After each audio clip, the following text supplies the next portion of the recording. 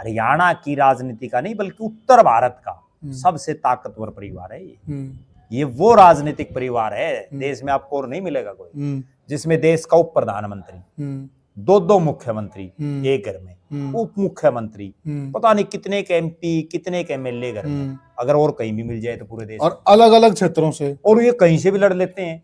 3 state से चुनाव लड़ने वाला ये इकलौता परिवार है जिसके परिवार से 3 स्टेट से चुनाव लड़े हैं। कितने चुनाव कांग्रेस की तो ये हालात है।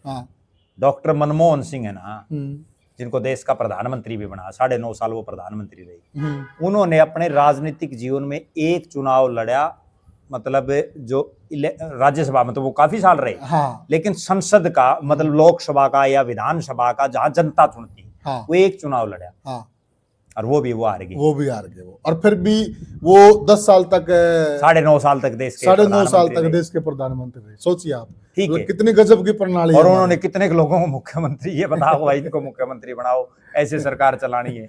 अगर अभय चौटाला को कप्तान मीनू बेनीवाल हरा देते ना, बिल्कुल ठीक, तो हम कहीं ये मान लेते भाई मीनू बेनीवाल 5 साल से लगातार उस हल्के में काम कर रहा था, और उसने अंधाधुंध पैसा भी खर्च कराया है, वो लोगों के बीच में भी रहा है। भरत सिंह ने तो कुछ भी नहीं किया। भरत सिंह का तो यूं ही नहीं समझ में नहीं आता कि वो बोल क्या रहा है। ठीक बात है, सही में नहीं आता। ठीक है, मैंने बड़ा नजदीक से सुना है, ये बोल क्या रहा समझ में, मतलब वो वोट कैसे मांग रहे हैं लोग, उसको कैसे दे रहे हैं, उसका खुद का बोलना वो समझ में नहीं आ रहा। बिल्कुल। राजनीति की दुनिया की बात करें तो साथियों, हरियाणा के अंदर एक पक्ष है सरकार और एक पक्ष है विपक्ष। 2 प्रकार की ताकतें हैं राजनीतिक रूप से। सरकार का जो एजेंडा है, सरकार की जो कार्य प्रणाली है और जिस दिशा में उसे आगे बढ़ना, वो बिल्कुल साफ तौर पर शीशे की तरह साफ नजर आता है। परंतु विपक्ष को लेकर भ्रम है, और वह भ्रम क्यों है? क्योंकि बड़ी भूमिका जनता ने विपक्ष की दी है, वो कांग्रेस पार्टी को दी है 37 सीटें देकर, परंतु कांग्रेस पार्टी उस भूमिका को बखूबी अदा करती हुई नजर नहीं आ रही है। तो कहीं न कहीं विपक्ष में खालीपन है। जहां जनता को बड़ी उम्मीदें थी, अभी सेशन चल रहा आज के दिन कि सरकार विपक्ष की तरफ से विपक्ष का नेता बना दिया जाएगा। पहले कांग्रेस ने पहल करनी है कि हुड्डा को विधायक दल का नेता बनाना है, परंतु उन सारे अरमानों पर पानी फिर गया है। कांग्रेस के वही डाक के 3 पात वो आगे बढ़ते हुए नजर नहीं आ रहे, इच्छा शक्ति भी नजर नहीं आ रही है। अब दूसरा जो विपक्ष है वह है देवीलाल परिवार, जिसकी पार्टियां एक तरफ इनेलो है, एक तरफ जेजेपी है। क्या उनके पास यह सुनहरा मौका नहीं है? जो विपक्ष में खालीपन है, उस खालीपन को वो भरें, वो लड़ते हुए नजर आए। जनता को भी ये लगे कि भाई हरियाणा के अंदर अगर सही मायने में कोई विपक्ष है तो वो है देवीलाल परिवार, वो है इनेलो, वो है जेजेपी, और इस प्रकार से वो जनता का भरोसा जीते हैं। और जो एक वोट है बीजेपी का और दूसरा वोट है विपक्ष का, बीजेपी के खिलाफ का है, उस वोट बैंक को अपनी तरफ करें। इस सारी चर्चा को लेकर हम पूरे हरियाणा की चर्चा करेंगे, और इस चर्चा में हमारे साथ जुड़ गए हैं वरिष्ठ पत्रकार और राजनीतिक विश्लेषक प्रद्युमन जोशीला जी। प्रद्युमन भाई राम राम। राम राम जी, सभी दर्शकों को नमस्कार, राम राम।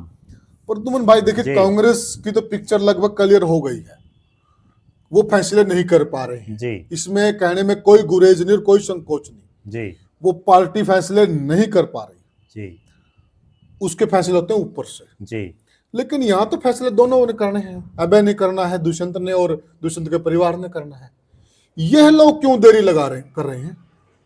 देखो, 2024 में जो चुनाव हुआ और जिसका जब परिणाम आया अक्टूबर में, उसके बाद किसी भी पार्टी को जी, ना बीजेपी को, ना कांग्रेस को, ना जेजेपी को, ना इनेलो को, ना आम आदमी पार्टी को इस तरह के चुनाव परिणाम जो आए इसकी किसी को उम्मीद नहीं थी। नहीं, कल्पना भी नहीं की थी किसी ने। इनेलो में किसी ने ये नहीं सोचा था कि अभय सिंह चौटाला भी चुनाव हार जाएगा। सही कह रहे हैं आप। जेजेपी में किसी ने भी ये नहीं सोचा था कि दुष्यंत चौटाला की रे माटी होगी। सही कह रहे हैं आप। कांग्रेस पार्टी में किसी ने ये नहीं सोचा था कि आपकी सरकार नहीं आएगी, सही बात है। और भारतीय जनता पार्टी वालों ने भी ये नहीं सोचा था कि इस तरह से विपक्ष खत्म हो जाएगा हरियाणा में, बिल्कुल। और आपको लोग बिना मांगे वोट डालेंगे। आम आदमी पार्टी ने भी कभी ये नहीं सोचा था कि अनुराग ढांडा, जो उनके इतने बड़े नेता, प्रदेश में 2 नंबर पर वही थे, दूसरे नंबर पर आम आदमी पार्टी में, ठीक बात और है। उनका ये हश्र होगा। तो जब चुनाव परिणाम आया ना, अब 5 महीने हो गए लगभग, 5 महीने बाद भी किसी को ये समझ नहीं आ रहा कि आखिर होया क्या। सही कह रहे हैं आप। और अब किसी को ये नहीं समझ में आ रहा कि जो हो गया वो हो गया, आगे कुछ करना है। ना तो जेजेपी वाला कुछ कर रहा, ना बीजेपी वाले जो है सिर्फ अपने चुटकुले सुना रहे और उसके अलावा कुछ नहीं कर रही, ना कांग्रेस कुछ कर रही, ना इनेलो कुछ कर रही। आम आदमी पार्टी का तो पता ही नहीं चल पा रहा कि बिल्कुल बिल्कुल अब प्रदेश में बची है या नहीं बची कहीं। और पिस रही है जनता। और जनता इसलिए पिस रही है कि जनता भी जिस तरह के नेताओं को वोट डाल रही है, और वोट डालने के बाद जनता की ये हिम्मत ही नहीं है कि वो अपने नेताओं को ये कह दे कि भाई वोट तो दे दिया, हमारा कोई काम भी कर दो, या कहीं ना कहीं कोई सुख दुख में आ जाओ, या कोई काम कर दो, कुछ भी तो कर दो। लेकिन कोई कुछ नहीं है। नेता इसलिए नहीं कर रहे कि उनको ये पता है कि आप कितना ही संघर्ष कर लो, कितना ही में कर लो, जनता जब चाहेगी तब आपको बनाएगी, जब नहीं चाहेगी तो कौन बनावे। उसके भी मैं कुछ एक उदाहरण देता हूं जिससे लोगों को समझ में आ जाएगी। अभय सिंह चौटाला ने पूरे देश में जितने एमपी, जितने एमएलए, उनमें इकलौते वो थे जिसने इस्तीफा दिया किसान आंदोलन में।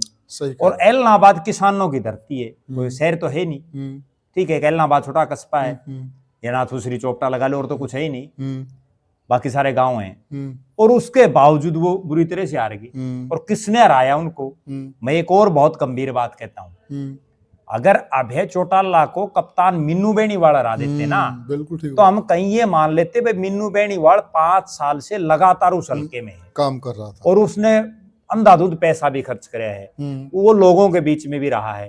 भरत सिंह ने तो कुछ भी नहीं किया। भरत सिंह का तो यूं ही नहीं समझ में नहीं आता कि वो बोल क्या रहा है। ठीक बात है, सही में नहीं आता। ठीक है, मैंने बड़ा नजदीक से सुना है, ये बोल क्या रहा समझ में, मतलब वो वोट कैसे मांग रहे हैं, लोग उसको कैसे दे रहे हैं, उसका खुद का बोलना वो समझ में नहीं आ रहा। बिल्कुल ठीक। अगर भरत सिंह अपनी रिकॉर्ड करी हुई बात भी ये बता दे मैंने क्या बोल रखा है, तो बड़ी अचंभे की बात होगी। बिल्कुल बिल्कुल। वो तो जैसे मुलायम सिंह यादव और शरद पवार है ना, वो जैसे बोलते हैं वही सेम सीन। बिल्कुल ठीक बात। और उस भरत सिंह ने उनको हरा दिया। तो इसका मतलब ये हुआ कि जनता का कोई सिस्टम नहीं है। दूसरी तरफ आप देखो, भारतीय जनता पार्टी के वो नेता चुनाव हार गए जिन्होंने 5 साल 10 साल जब बीजेपी का राज था खूब अपने अपने हल्के में काम कराए। बिल्कुल सही कहा। जयप्रकाश दलाल हरा दिया लोगों ने, बिल्कुल। जो रणजीत सिंह हरा दिया लोगों ने, बिल्कुल। कैप्टन अभिमन्यु को हरा दिया लोगों ने। बिल्कुल सही बात है। ठीक है, वो और कैप्टन अभिमन्यु तो प्रद्युमन भाई पिछले बार भी वो वहां से एमएलए नहीं थे, गौतम जी थे, फिर भी वो हल्के के काम करवा रहे थे। और उसके मुकाबले जिसको जिताया वो जस्सी पेटवाड़ ने क्या काम करवा दिया हल्के में। बिल्कुल सही बात है। ठीक है ना, सही बात है। लेकिन फिर भी हरवा दिया लोगों ने। ये आ गई बीजेपी की बात।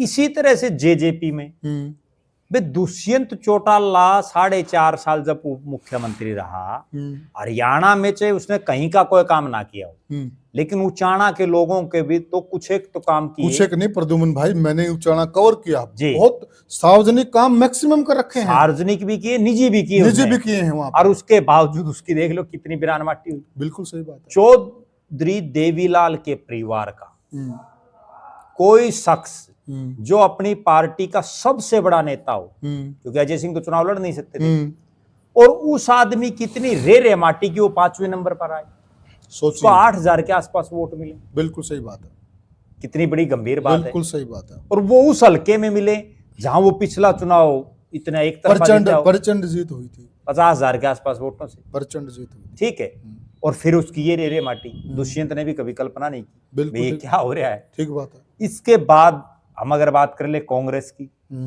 कांग्रेस पार्टी में जिस सोनीपत को लेकर के पूरा विपक्ष और कांग्रेस के भी बहुत से लोग ये कहते हों कि हुड्डा साहब ने 9.5 साल काम ही रोहतक सोनीपत झज्जर में किया। ठीक है बात। और उस सोनीपत में कांग्रेस केवल 1 सीट जीत पाई। ठीक बात है। कितनी बड़ी दुर्गति की बात है, 6 सीटों में से। बहादुरगढ़ जैसी सीट बुरी तरह से हार गई, ठीक बात है, जो इनका बिल्कुल घर है, बिल्कुल। क्योंकि जब रोहतक से दिल्ली जाना इनको रोज रोज बहादुरगढ़ में से टपना है। बिल्कुल सही कह रहे हैं आप। ठीक है, तो समझ में किसी का नहीं आ रहा कि आखिर हुआ क्या। लेकिन इन नेताओं को एक चीज नहीं सोचनी चाहिए कि जनता सबसे बड़ी है प्रजातंत्र में। जनता जनार्दन। और ये वो जनता है जिसने 1984 में चौधरी देवीलाल की जो पार्टी थी, या चौधरी देवीलाल जिन पार्टियों से जुड़े हुए थे, उस समय तो विपक्ष की कई पार्टियों का सिस्टम था, उनको बुरी तरह से हराया। और वो 87 आते आते देवीलाल जी ने सब सौदा पलट दिया। ठीक बात है। ये वही जनता है जिस महम की जनता ने चौधरी देवीलाल को सिर आंखों पर बिठाया। और कुछ समय बाद ऐसी हालात होगी कि ओम प्रकाश चौटाला और जो उनका परिवार था वो महम के अंदर से जा नहीं सकते। बिल्कुल ठीक बात है। उनको रास्ते तक बदलने पड़े। ठीक है ना। तो ये जनता कुछ भी कर सकती है। ये वो जनता है जिसने उस चौधरी बंसीलाल के परिवार को खुद तोशाम से हरवा दिया, जिसने तोशाम के बालू रेत के टिब्बों में पानी पहुंचाने का काम कर दिया, जिसकी कोई कल्पना नहीं कर सकता। उस देवीलाल के परिवार को खुद जो है उनके सिरसा जिले में हरवा दिया, जिन्होंने एक चौटाला हरियाणा का आखिरी गांव से पूरे देश की राजनीति को हिला करके रख दिया। बिल्कुल। तो ये कहा जा सकता है कि राजनीति में जनता पता नहीं क्या कर दी। और इन नेताओं को अभी ये चीज समझ में आ गई कि भाई तारा हाथ में कुछ नहीं है, जो करेगी वो जनता ही करेगी। ठीक है ना।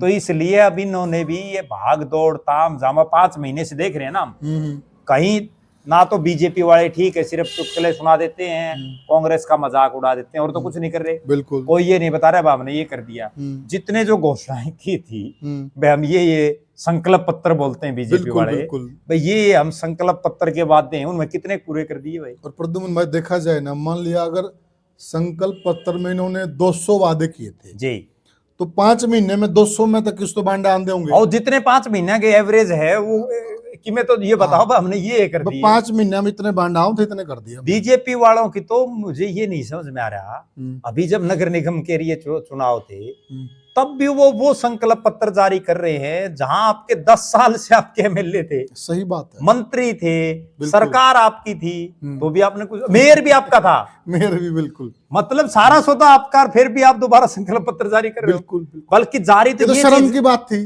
जारी तो ये चीज करनी चाहिए थी, हमने हमारे कार्यकाल में ये काम की रिपोर्ट। और आज हालात ये है शहर की कि हमने कोई ऐसा काम छोड़ा नहीं जो बच रहा हो, सारे काम कर दिए हमने 10 साल में।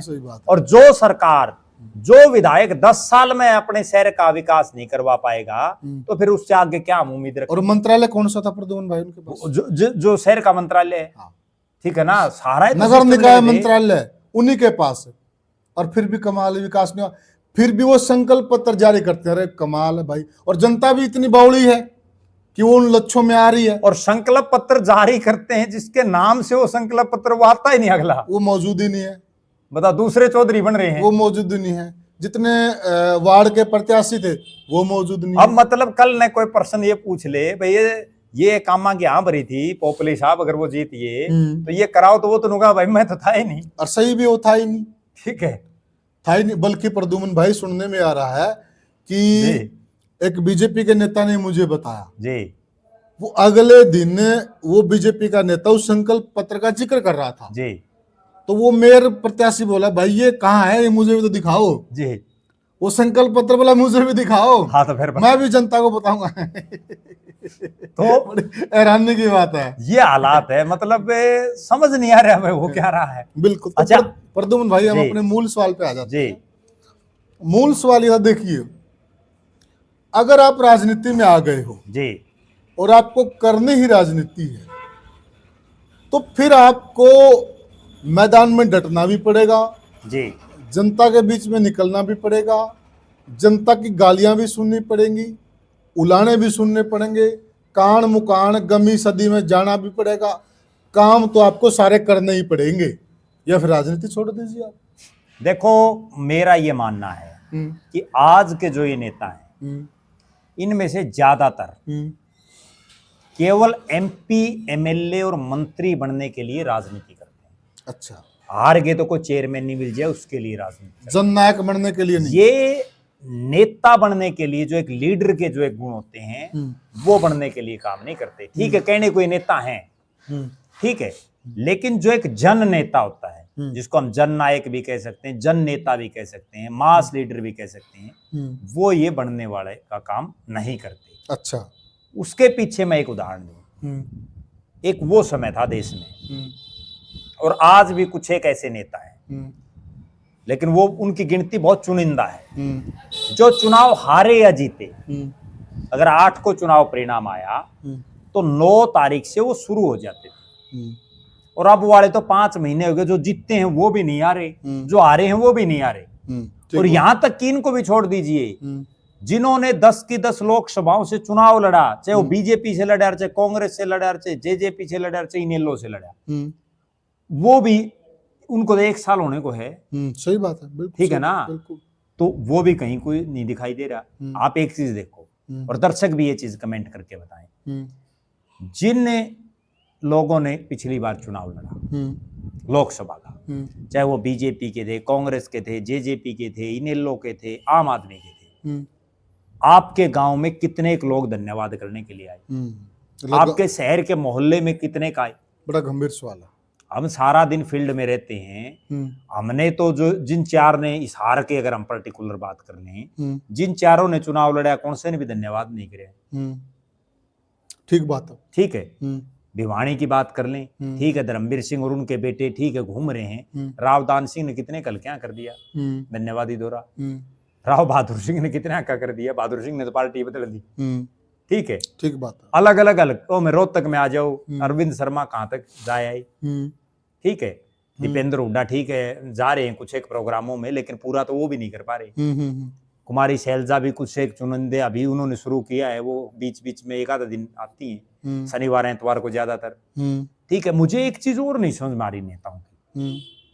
हम ये मान लेते हैं कि जब संसद चल रही है, जब विधानसभा चल रही है, ठीक है, संसद और विधानसभा में या तो छुट्टी या शनिवार एतवार को जो है बंद रहता है जी, उस दिन तो ये आ जाते हैं। वो संसद के दौरान या विधानसभाओं के दौरान तो हम मान लेते हैं। और अभी कितने एक दिन विधानसभा का सेशन चले है टोटल 5 महीने में, बहुत गिनती के दिन। ठीक है, गिनती के आंगलियों पे गिन लें, बिल्कुल। बाकी दिन ये क्या कर रहे हैं नेता, और कहाँ रहते हैं ये कहाँ रहते हैं? पूछते हैं। कल शाम की बताता हूं मैं आपको बात, बहुत बार ऐसा सिस्टम बैठ जाता है। कल शाम को एक किसी आदमी का मेरे पास फोन आया, रात को 10 बजे के आसपास, कलायत विधानसभा क्षेत्र से। अच्छा। उसने, जैसे कई बार आदमी ये सोच लेता है कि भाई जो है ये विधायक तो मेरा बड़ा खास है, उसने किसी का जिक्र किया, बोला भाई साहब वो विधायक तो अपना बहुत खास है और मैं अभी फोन करता हूँ। हाँ भाई कर ले बंद, तो क्या करना है, मेरे दौर तो रोज विधायक हैं फोन आओ है। उसने उसको फोन मिला दिया, वो विधायक ने उठाया नहीं, उसके गनमैन ने फोन उठा लिया। और वो जब आजकल वो होता ना कॉल ट्रांसफर का सिस्टम, तो उसकी बात भी मेरे नुक्कड़ नहीं सुन रही।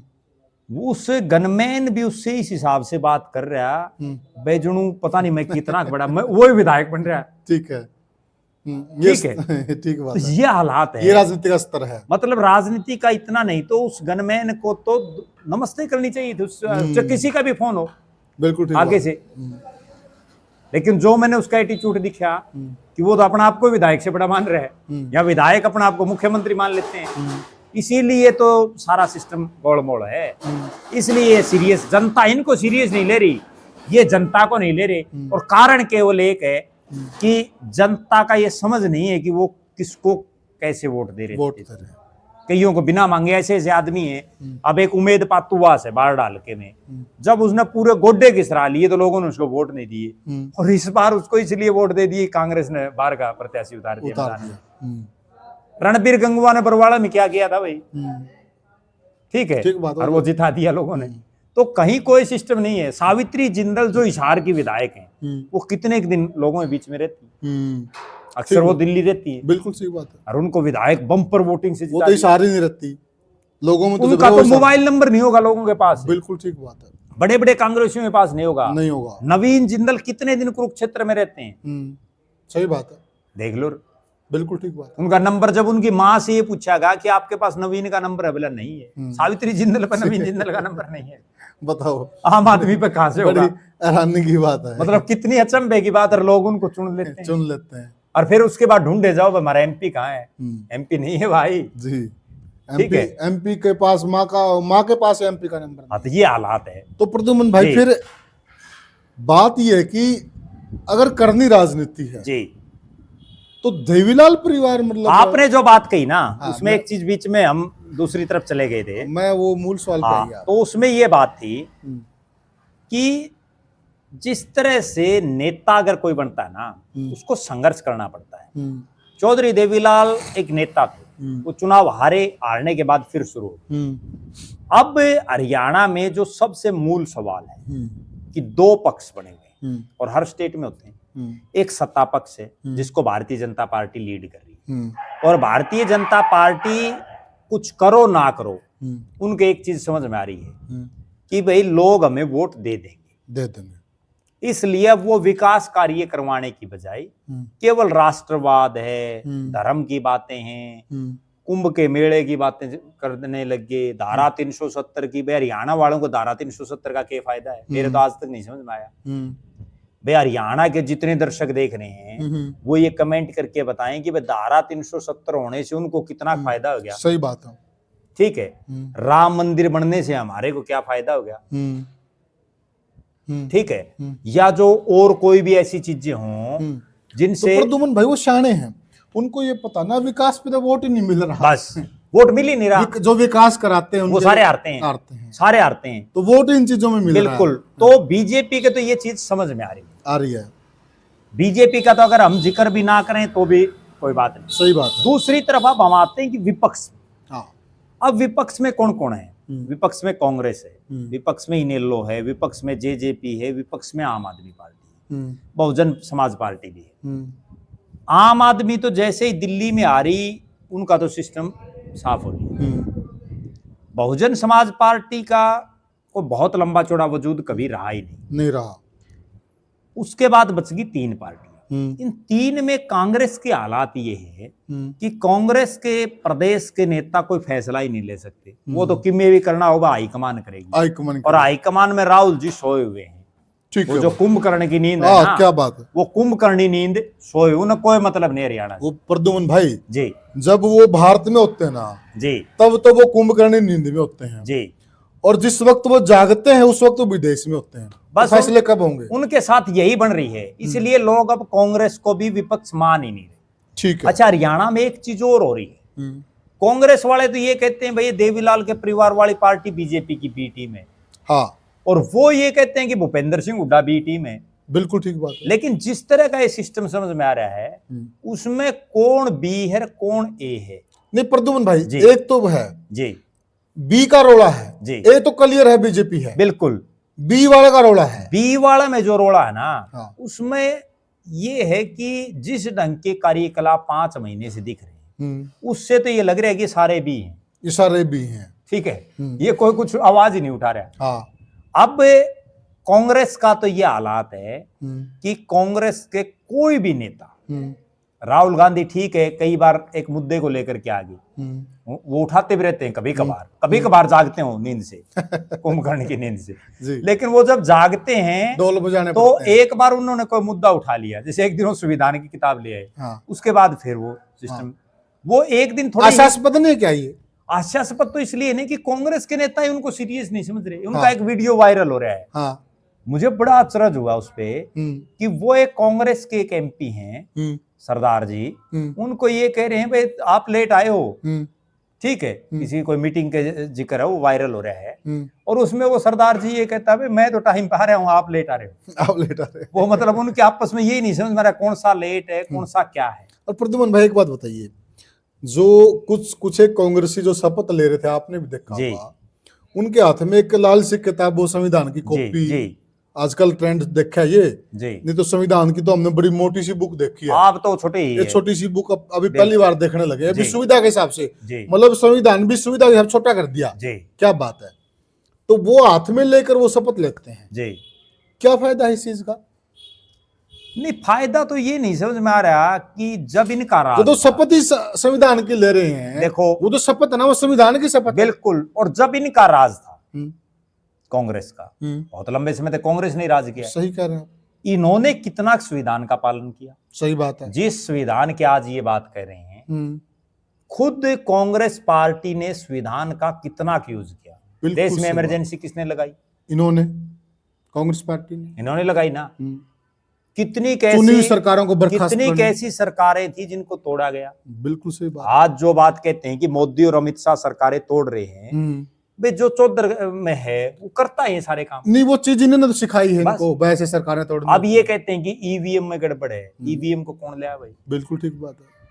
देश में लेने वाली तो कांग्रेस ही थी। बिल्कुल ठीक बात। आधार कार्ड के लिए कह देते हैं लंबी लंबी लाइनें लगा रखी, किसने बनवाया आधार कार्ड? ठीक बात है। ठीक है, बिल्कुल भाई ये जब कोई शुरुआत कर देते हैं, अब जैसे ओल्ड पेंशन स्कीम है, वो बंद किसने की थी?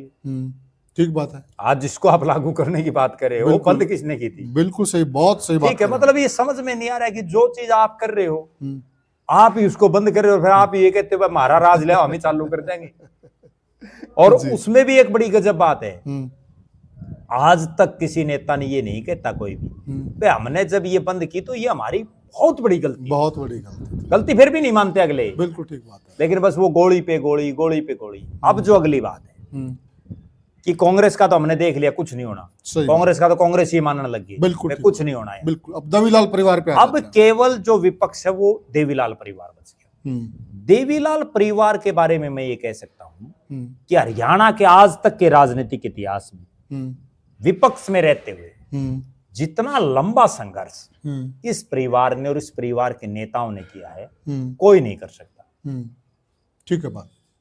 इस परिवार ने जो जेड़ें काटी हैं वो भी अपने आप में एक बड़ा रिकॉर्ड है।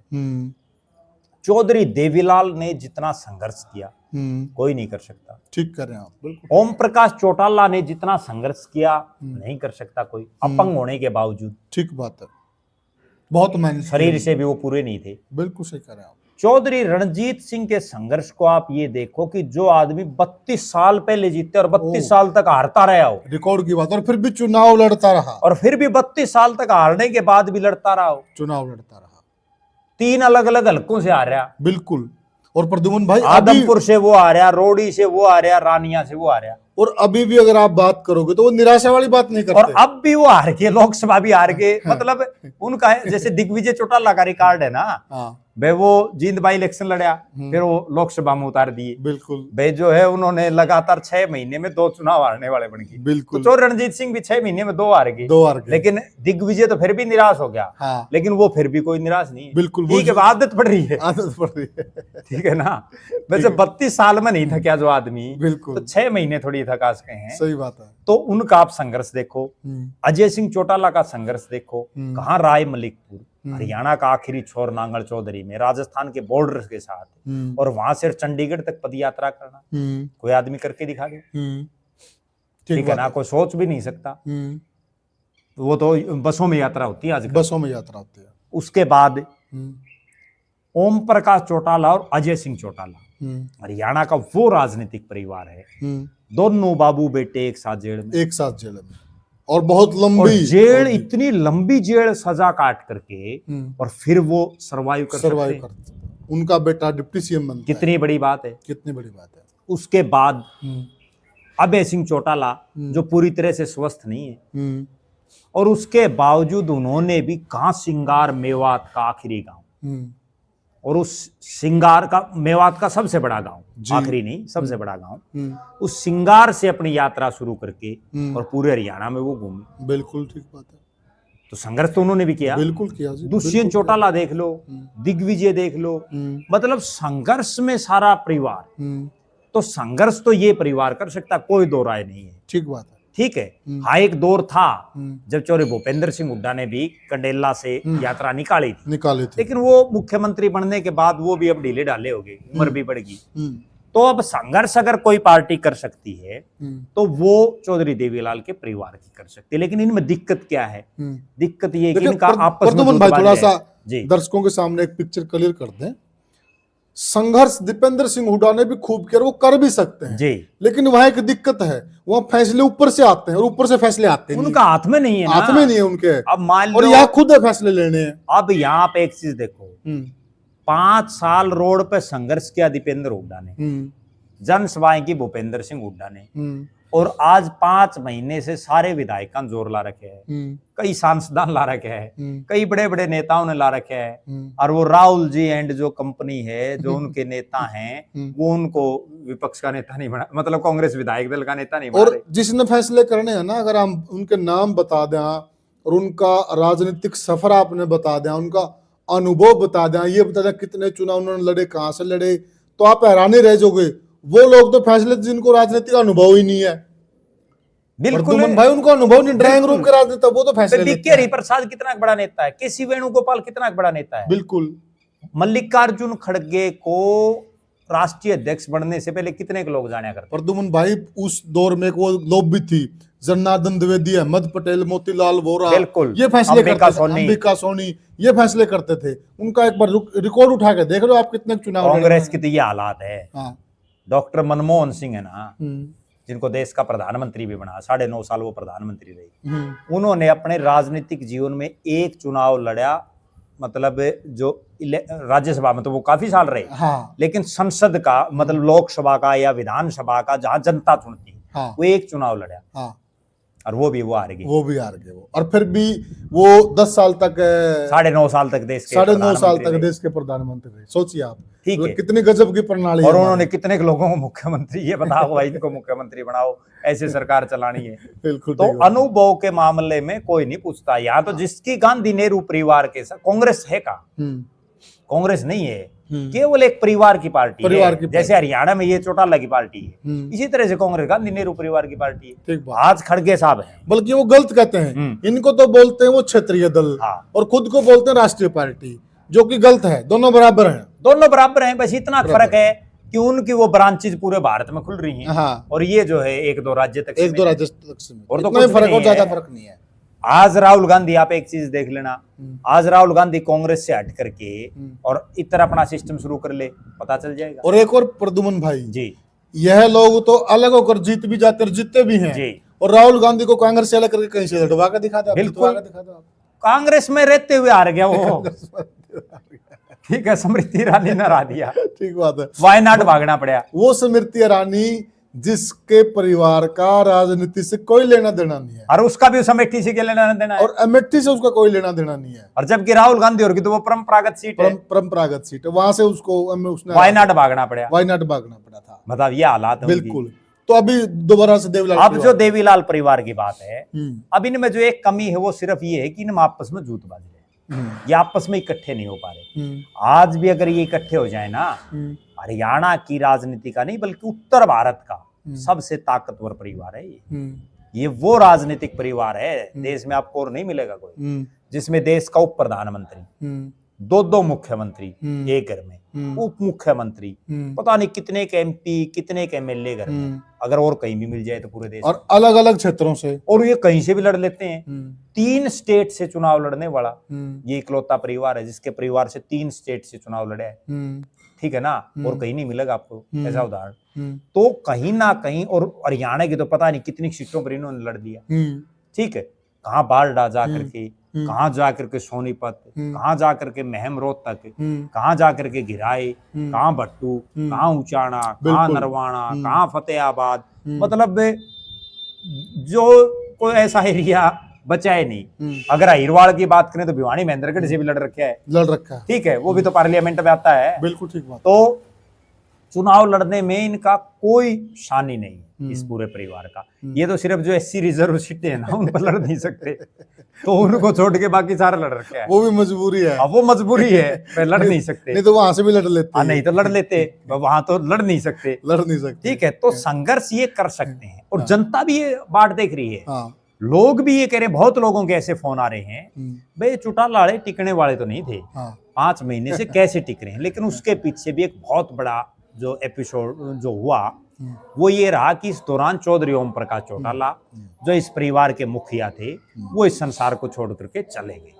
तो ओम प्रकाश चौटाला जब परिवार के मुखिया चले गए ना, तो उसके बाद ये स्वाभाविक भी है, हमारे भी जो समाज में जो दर्शक देख रहे हैं वो भी इस चीज से सहमत होंगे कि जब परिवार का कोई मुखिया चला जाता है तो कुछ एक महीने या कुछ एक दिन जो है इस तरह की राजनीतिक गतिविधियों से परिवार के लोग दूरी बनाते हैं, और वो बनानी भी चाहिए, नेचुरल बात है, क्योंकि अभी जो है टाइम तो पड़ा है। लेकिन अब ऐसा लग रहा है, और मैं एक चीज बड़े दावे के साथ ये कह सकता हूं, जिस पर बहुत कम लोगों को ध्यान होगा, कि जो दुष्यंत चौटाला की जो पार्टी, अजय सिंह की जो पार्टी, वो तो मुझे ऐसा लग रहा है कि 13 मार्च से वो एक्टिव हो जाएगी। 13 मार्च को डॉक्टर अजय सिंह चौटाला का जन्मदिन है, जो जननायक जनता पार्टी के राष्ट्रीय अध्यक्ष हैं, पूर्व सांसद हैं, पूर्व विधायक हैं, और वो उनके जन्मदिन पर कोई कार्यक्रम करके और उसके बाद से वो तो एक्टिव हो जाएंगे। अभय सिंह चौटाला और जो उनका परिवार जो इनेलो है, वो कहीं ना कहीं इस बाट में है कि उनकी पार्टी में कुछ एक नेता शामिल हो, अच्छा, जिसके लिए वो प्रयास भी कर रहे हैं। कुछ एक मेरे पास भी सूचनाएं हैं, जो लोग आज के दिन कांग्रेस और बीजेपी में हैं या जेजेपी में हैं, उन लोगों से कहीं ना कहीं संपर्क साधना अभय सिंह और इनेलो के नेताओं ने शुरू कर दिया है। अच्छा, तो वो जैसे ही ये लोग शामिल होंगे उसके बाद वो भी एक्टिव हो जाएंगे। अच्छा, और जो विपक्ष की असली भूमिका है, क्योंकि अब ये दोनों परिवार इकट्ठे तो अभी नहीं होंगे, कोई ऐसी संभावनाएं आज के दिन तो नहीं दिख रही, लेकिन दोनों परिवार जो है, अजय सिंह की पार्टी का परिवार और अजय सिंह, ये तो 13 मार्च के बाद एक्टिव हो जाएंगे, क्योंकि अभी ये क्या करेंगे, दोनों ही पार्टियां इसी बाट में हैं कि इनको अपनी अपनी कार्यकारिणी बनानी है। अच्छा, क्योंकि इनेलो के राष्ट्रीय अध्यक्ष का भी चुनाव होना है, क्योंकि राष्ट्रीय अध्यक्ष का निधन हो गया, भले ही वो अभय सिंह चौटाला बनेंगे, सबको पता है, ठीक है, लेकिन फिर भी एक प्रक्रिया होती तो है। हाँ। तो वो जो प्रक्रिया है उसके हिसाब से जो है अभय सिंह चौटाला बनेंगे, उसके बाद वो अपनी कार्यकारिणी भी बनाएंगे, क्योंकि उनके पार्टी में भी बहुत से ऐसे नेता हैं जिनको जो पद दे रखे थे वो या तो निष्क्रिय हो गए या कई लोग पार्टी भी छोड़ करके चले गए उनमें से। तो अब वो नए तरीके से नया सिस्टम शुरू होगा, और जेजेपी वाले भी अपनी जो उनकी प्रदेश की और राष्ट्रीय स्तर की, जिला स्तर की जो कार्यकारिणी उन्होंने भंग कर रखी है, क्योंकि उनका तो जो है इस चुनाव के बाद जो हश्र हुआ, बहुत से लोग उनको छोड़ करके चले गए, बहुत से लोग इस चुनाव के बाद भी छोड़ रहे हैं या निष्क्रिय हो गए हैं, तो उनमें वो छटनी करके अपनी कार्यकारिणी बनाएंगे। मेरी भी दोनों पार्टियों के कई नेताओं से बात हुई है, वो भी यही कह रहे हैं कि जैसे ये कार्यकारिणी बनेंगी उसके तुरंत बाद वे एक्टिव मोड में आ जाएंगे। और नो डाउट उनके पास बहुत से ऐसे लोग हैं जो साधन संपन्न हैं, जो खर्चा लगा सकते हैं, जो घूम फिर सकते हैं, क्योंकि बहुत से पैसे वाले और बहुत से ठेकेदार टाइप के जो लोग होते हैं वो इनके परिवारों से जुड़े हुए हैं। तो ये जो है मार्च में होली के बाद कहीं ना कहीं दोनों पार्टियां एक्टिव मोड में। अच्छा प्रद्युमन भाई, एक सवाल है, देखिए चौधरी देवीलाल के बारे में जो हमने पढ़ा है जी, वह इकलौते ऐसे नेता थे, जैसे आज अगर रिजल्ट आ गया ना जी, तो अगली सुबह से जनता में निकल जाते जी, उनके चेहरे पे हार की सिक्कन नहीं होती जी, और उनको तो बल्कि मजा ही विपक्ष में आता था जी। जैसे आप वो किस्सा सुनाते हो कई बार, तो सरकार होते हुए वो बोले कि ये सरकार निकम्मी है, इस राज को बदलना है, और फिर उनको याद दिलाएगा जी, बोले अपना ही राज, अच्छा बोला कोई बात नहीं। तो वो इस प्रकार के कल्चर के नेता थे जी। तो वो वाला जो जुनून इनके डीएनए में है, उसकी कमी थोड़ी सी आपको नहीं लग रही कि कमी नजर? कमी मुझे ये कहने में भी कोई संकोच नहीं। आज के दिन जो चौधरी देवीलाल के परिवार के हालात है, ये पूरे राजनीतिक जीवन में कभी नहीं रही। कभी ये हालात नहीं रही कि चौधरी देवीलाल के परिवार की पार्टी 2 विधायकों पर आकर के टिक गई।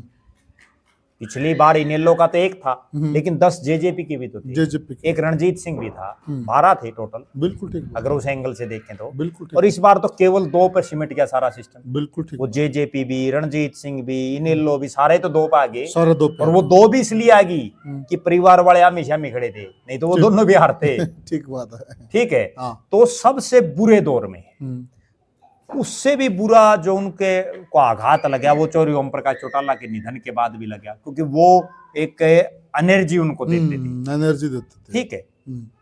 अब जो हालात और परिस्थितियां हैं वो ये हैं कि सबसे माड़े टाइम में देवीलाल का परिवार है, इसलिए वो भी संघर्ष इतना नहीं कर पाते। और एक चीज और भी है, मुझे ये कहने में भी कोई दो राय नहीं कि चौधरी देवीलाल वो नेता थे जो जीरो से उठ करके आए। ठीक है, ठीक है, भले ही चौधरी साहब राम उनसे पहले एमएलसी बन गए, लेकिन राजनीतिक जुनून तो चौधरी देवीलाल ने शुरू किया परिवार में। उससे पहले तो उनके परिवार में कोई राजनीति थी नहीं। बिल्कुल। और उसके बाद अब की जो ये पीढ़ियां है ना, अभय सिंह चौटाला हैं, उनको भी राजनीति थाली में परोस करके मिली है। बिल्कुल। अजय सिंह चौटाला को भी थाली में परोस करके मिली बिल्कुल, है। बिल्कुल। और दुष्यंत और दिग्विजय और को या करण अर्जुन को तो बिल्कुल ही कुछ नहीं करना पड़ा। बिल्कुल। कौन सा संघर्ष कराया बताओ? बिल्कुल। दुष्यंत चौटाला ने कितना क्या संघर्ष किया है राजनीति में आने के लिए। मतलब अपनी पार्टी को स्थापित करने के लिए तो सब करते हैं, लेकिन राजनीति में आने के लिए तो कोई सर्वाइव नहीं करना पड़ा, क्योंकि उनकी टिकट हाथ में ही थी। अर्जुन चौटाला एमएलए बने, उनके भी हाथ में थी टिकट। बिल्कुल। कोई संघर्ष थोड़ी करना पड़ा। जबकि चौधरी देवीलाल की तो उस समय खुद की पार्टी थोड़ी थी। हाँ, बिल्कुल सही बात है। ठीक है ना। उनकी तो एक तो यूं हो अपनी तो खुद की बई काका लिखनिया, वो चीज तो थी नहीं। उनको तो दूसरों से मांगनी पड़ती थी। तो कांग्रेस और उसके बाद कांग्रेस के बाद भी चौधरी देवीलाल और चौधरी ओम प्रकाश चौटाला अलग अलग पार्टियों में रहे हैं। उनके कभी चरण सिंह जो है सुप्रीमो था, सिस्टम था, कभी वीपी सिंह की अगुवाई थी, तो इस तरह से वो सिस्टम था। इनका खुद का तो बहुत बाद में बना है। और सही ढंग से अगर माने तो सही ढंग से तो 2000 के बाद ही तो इनकी अपनी खुद की पार्टी पर इनका वो सिस्टम बन पाया, जब इन्होंने इंडियन नेशनल लोकदल बनाई। हाँ, बिल्कुल। क्योंकि उससे पहले तो ये कभी कुछ बना लिया, कभी कुछ बना लिया। हाँ, इनके नुए नाम चले। ठीक है, हर चुनाव में अलग चुनाव चिन्ह, हर चुनाव में अलग नाम। ये तो 2000 के बाद ये तो भला लोग याद रखते थे। हाँ। वो सिर्फ उनको देवीलाल को याद रखते थे। उनके लिए चुनाव चिन्ह सिर्फ देवीलाल की फोटो था। बस वो तो देवीलाल का नाम था। हाँ, देवीलाल बस। उसके अलावा भैया देवीलाल की पार्टी, देवीलाल का कैंडिडेट है। वो तो यहाँ तक भी है कि अगर किसी निर्दलीय को भी थापी मार देते थे ना, तो वो भी जीत जाता था कई बार। भाई देवीलाल ने इसको कर रखे है, आगे अपनी पार्टी का भी हार जाता था। बिल्कुल। तो हो जाते हैं कई बार इस तरह के वाक्य। एक किस्सा याद है, वो जी बता रहे कि उसमें नारनौंद में प्रचार कर रहे थे जी। ठीक है। तो वहां उन्होंने रामबाग की जगह श्यामबाग बोल दिया जी। बोला जी रामबाग, बोले कोई बात नहीं, लोगों को देवीलाल याद है और कोई कुछ नहीं। हाँ, तो बस वो याद रहता है। ठीक है ना, उसके नाम से दे देते थे। बिल्कुल बिल्कुल। तो इस तरह से अब ये है कि इनके परिवार में संघर्ष तो डीएनए में है। बिल्कुल। लेकिन जो पीढ़ियां आगे बढ़ती रहती है ना, क्योंकि धीरू भाई अंबानी ने जितना संघर्ष किया वो मुकेश अंबानी और अनिल अंबानी ने थोड़ी किया है। और उसका असर देखो आप कि अनिल अंबानी आज किस तरह से रोड पर है। ठीक है, मुकेश अंबानी की चल रही है, क्या पता कब बुलेट जाए सौदा। बिल्कुल। इस चीज का भी किसी को नहीं पता। सही कह, क्योंकि संघर्ष तो धीरू भाई ने किया है। धीरू भाई ने, लोग आज भी धीरू भाई को याद कर रहे हैं। बिल्कुल ठीक। तो वो चीज है, संघर्ष जो करता है ना। और अब भी अब इनके पास और क्या है, खोने के लिए तो कुछ है नहीं। देखो जेजेपी 0 पे है, 0 से तो पूरा कुछ होना नहीं। ठीक बात है, माइनस में तो आना नहीं कोई सिस्टम। बिल्कुल। इनेलो 1 पर 2 पे है, ज्यादा से ज्यादा 0 पर जा सकती है और कुछ नहीं है उसके अलावा। बाकी और क्या रह गया, अब तो पाने के लिए कुछ मिलेगा। ठीक है, उसके लिए अब इनको संघर्ष करना चाहिए। हाँ, अगर इकट्ठे नहीं होते, कई बार हो जाती परिस्थितियां, नहीं हो पाते भाई इकट्ठे, नहीं हो पाते तो अलग अलग कम से कम रोड पर तो आओ। हाँ, संघर्ष तो करो लोगों के लिए, जनता के बीच में तो निकलो। ठीक है, जिस जनता ने आपको वोट दिए हैं हरियाणा प्रदेश में, मुझे ये कहने में भी कोई संकोच नहीं कि लगभग 50% के आसपास या 40 और 50% के आसपास हरियाणा में ऐसे लोग मिलेंगे जिन्होंने खुद ने या उनके परिवार ने कभी ना कभी चौधरी देवीलाल के परिवार को वोट जरूर दिया है, उनकी पार्टी को जरूर वोट दिया। परम सत्य है ये। तो आधा हरियाणा ऐसा है जिसने चौधरी देवीलाल के परिवार और उसकी पार्टी को कभी ना कभी वोट जरूर दिया है। तो आपको तो थोड़ा सा उनके अंदर घुसने की जरूरत है। लोग तो तैयार बैठे हैं, वो याद दिलाने की जरूरत है। बस विपक्ष की जरूरत है, लोगों को जरूरत है। और कांग्रेस वो काम कर नहीं पा रही। बिल्कुल। जब कांग्रेस वो नहीं कर पा रही तो एक अल्टरनेट के तौर पर आप निकलो, गांव में, मोहल्लों में, शहरों में जाओ और लोगों को जागृत करो, ताकि कम से कम यूं तो कहने न हो जाओ, लोगों ने एक उलाहना भी दे सकते हैं। देसी भाषा में आपने बताऊं, लोग जैसे ओम प्रकाश चौटाला एक उलाहना दिया करते कि भाई जिस गांव में उनको बहुत कम वोट आते ना, बहुत कम।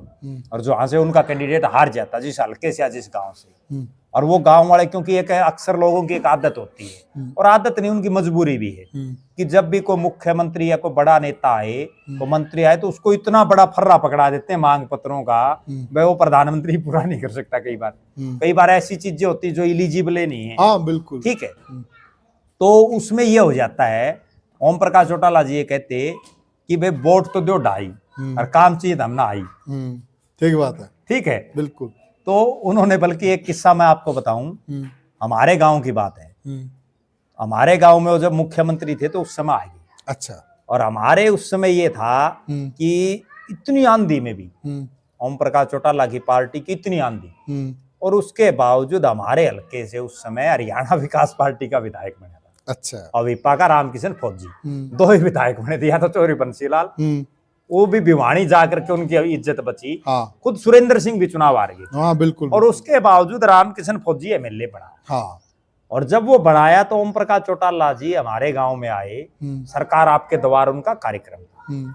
तो लोगों की नेचुरल बात है, भाई मुख्यमंत्री आया तो डिमांड तो होती है। हाँ बिल्कुल, बिल्कुल। जब उन्होंने मांगे रखी तो ओम प्रकाश, मुझे आज भी, मैं वहां खुद प्रत्यक्षदर्शी था, हेलीकॉप्टर में आए थे वो, तो उन्होंने जब अपनी बात रखी, उन्होंने ये कहा, लोगों ने मांग पत्र रखा, तो उन्होंने कहा कि भाई कमारी गांव वालों, अगर तारे भर गए 2-4 हल्के और हो जाते तो भाई मैं तो ये मांग पत्र मतलब लेना वाला है कौन बनू रहे, बोला ये लग लिया था दरबार है। ठीक है, ये खुला दरबार कोई और लगाता, कोई और लगाता। ठीक है, क्योंकि वो बहुमत के नजदीक ही थे। हाँ। बोले अगर 2-4 हल्के और ऐसा कर देते कार्रवाई, तो मेरा तो बोला लग गया था दरबार, सिस्टम लाग लिया था दरबार खड़े और लाकर।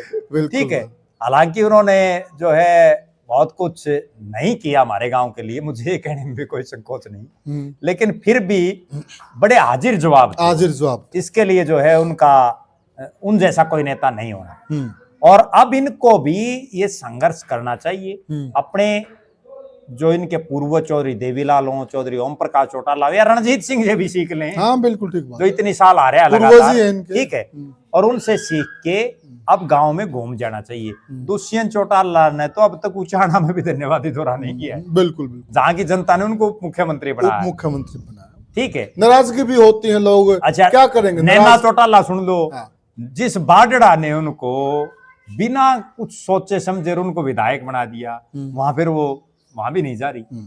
तो कहीं ना कहीं जाना चाहिए, संघर्ष करना चाहिए। विपक्ष है तो विपक्ष जिंदा दिखना चाहिए। और एक और गजब बात है, जब तक विपक्ष नहीं मजबूत होगा तब तक सत्ता पक्ष पर कोई असर नहीं पड़ेगा। तब तक नायब सिंह सैनी जी यूं ही चुटकुले सुनाएंगे लोगों को, यूं ही आपके मजाक उड़ाएंगे। आप खुद मजाक उड़वा रहे हो अपना। बिल्कुल ठीक बात है। अगर ये रोड पर, अच्छा एक चीज और मैं बताता हूँ, जन नेता जो होता है ना, उसको लोग याद रखते हैं। आज चौधरी देवीलाल को लोग याद रख रहे हैं, रघु यादव ने लोगों के लिए संघर्ष किया, आज भी लोग उनको याद रख रहे हैं। ठीक है, भले ही वो ना जीत पाए हो दोबारा, लेकिन अहिरवाड़ में आज भी बच्चा बच्चा रघु यादव के नाम से वाकिफ है कि कौन रघु यादव है। तो इस तरह से हरियाणा यानी देश का बच्चा बच्चा चौधरी देवीलाल के नाम से वाकिफ है। दुष्यंत और इनके नाम तो हरियाणा दोबारा नहीं जानते मिलेंगे। ठीक बात है, ठीक है, तो इनको भी वैसा कुछ करना चाहिए जी। तो साथियों, ये हमने चर्चा की कि जो विपक्ष का खालिस्तान है उसको भरने का काम कौन करेगा और किस बात की देरी है, क्योंकि पक्ष और विपक्ष, पक्ष तो साफ दिख रहा कि मजबूत है, जब तक विपक्ष मजबूत नहीं होगा तब तक काम नहीं होंगे, और दोनों का मजबूत होना लोकतंत्र के लिए बहुत ज्यादा जरूरी है। तो आप हमें कमेंट सेक्शन में बताइएगा कि कौन सी पार्टी विपक्ष का जो खालिस्तान है उसको भरने का काम करेगी। आपकी क्या राय है हमें जरूर बताइएगा, और वीडियो को ज्यादा से ज्यादा शेयर कीजिएगा और चैनल को सब्सक्राइब कीजिएगा। फिर मिलेंगे किसी और वीडियो में, तब तक के लिए राम राम।